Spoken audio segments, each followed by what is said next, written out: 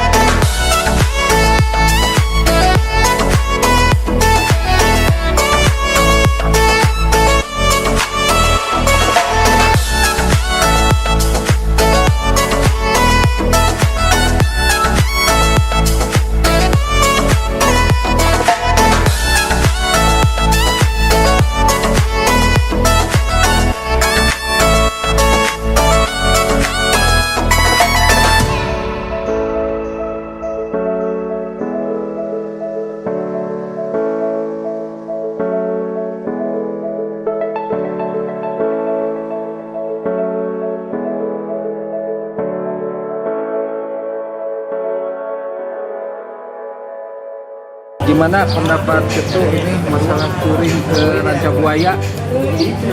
Untuk saat ini touring ke Rancabuaya alhamdulillah dalam kondisi aman, lancar di perjalanan, tidak ada halangan suatu apapun, baik itu kondisi sehat walafiat sampai dengan ini checkpoint juga terakhir di mana ini?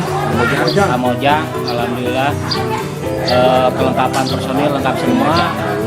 Untuk selanjutnya semoga FFC tetap jaya, kompak selalu, mantap.